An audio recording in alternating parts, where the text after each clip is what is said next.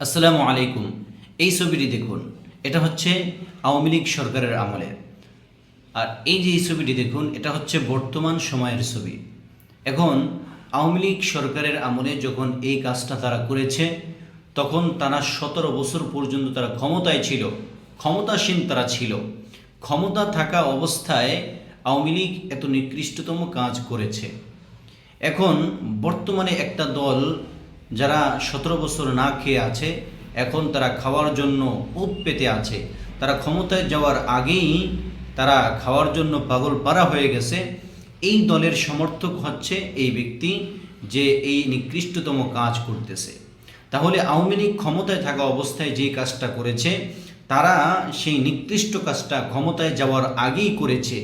তার মানে বোঝা গেল এরা, এই যারা ক্ষমতায় যাওয়ার জন্য পাগল পারা হয়ে যাচ্ছে, এরা মূলত আওয়ামী লীগের চেয়ে হাজার গুণ নিকৃষ্ট।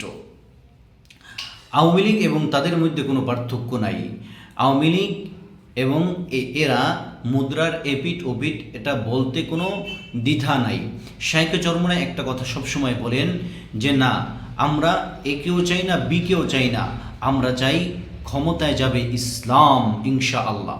এই জন্য আমরা এই যে তাদের যে অবস্থাটা দেখেন, গত পরশুদিন এই মানিকগঞ্জে একজন এই লোক, তার রেজিস্ট্রেশন করার দোকান, ওখানে গিয়ে এই বিএনপি নেতার ভাই সে কী করলো, বলল যে আমাকে রেজিস্ট্রেশন করে দিতে হবে।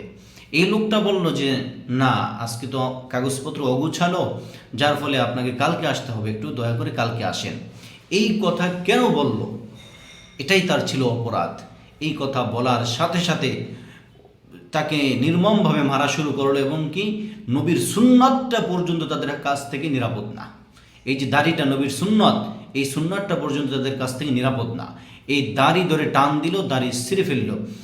যেটা আওয়ামী লীগ ক্ষমতায় থাকা অবস্থায় করেছে, তারা ক্ষমতায় যেতে পারে নাই, ক্ষমতায় যাওয়ার আগ থেকেই তারা এগুলো শুরু করে দিয়েছে। এই জন্য আমি বলি, বাংলাদেশের ইতিহাসে এটাই প্রথম যে কোনো দল ক্ষমতায় যাওয়ার আগেই জনগণ তাদের পতন চায়, তাদের পতন চায় জনগণ। এই জন্য আমাদের প্রত্যেকের আওয়াজ তুলতে হবে। আগামী নির্বাচনে আমাদেরকে দেখিয়ে দিতে হবে যে আমরা এই সমস্ত লোকদেরকে চাই না, ইসলাম বিদ্বেষীদেরকে চাই না। সে যে দাড়িতে হাত দিয়েছে, এটার বহিঃপ্রকাশ করেছে যে না, আমি ইসলামকে পছন্দ করি না। ইসলামকে পছন্দ করে না বিধায়ী সে দাড়িকে সহ্য করতে পারে না, দাড়ি ধরে টান দিয়েছে। অতএব এই ইসলাম বিরোধীদেরকে আমরা ক্ষমতায় দেখতে চাই না আগামী নির্বাচনে। আমরা আগামী নির্বাচনে দেখতে চাই ইসলামকে। আমরা ভোটের ময়দানে ইনশাল্লাহ দেখিয়ে দিব, আমরা ভোটের ময়দানে দেখিয়ে দিব যে আমরা যেভাবেই হোক ইসলামকে ভোট দিয়ে জয়যুক্ত করব, এবং ইসলাম বিদ্বেষীদেরকে আমরা প্রতিহত করব ইনশাআল্লাহ। এই জন্য এখন থেকে আমাদের প্রতিজ্ঞাবদ্ধ হতে হবে যে ইসলামের বিরুদ্ধে যারা অবস্থান করবে তাদেরকে আমরা আর কখনো ক্ষমতায় আনব না। আমরা বিগত 53 বছর পর্যন্ত ইসলাম বিদ্বেষীদেরকে ক্ষমতায় এনে এই দেশের ক্ষতি করেছি, ইসলামের ক্ষতি করেছি না। এখন থেকে আর এগুলো আমরা করব না, ইসলামকে ক্ষমতায় এনেই ছাড়ব ইনশাআল্লাহ।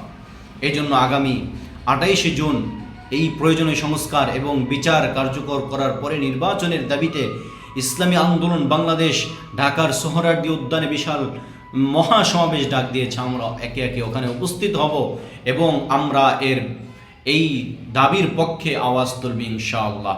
আল্লাহ আমাদেরকে কবুল করুক। আসসালামু আলাইকুম ওয়া রাহমাতুল্লাহি ওয়া বারাকাতুহু।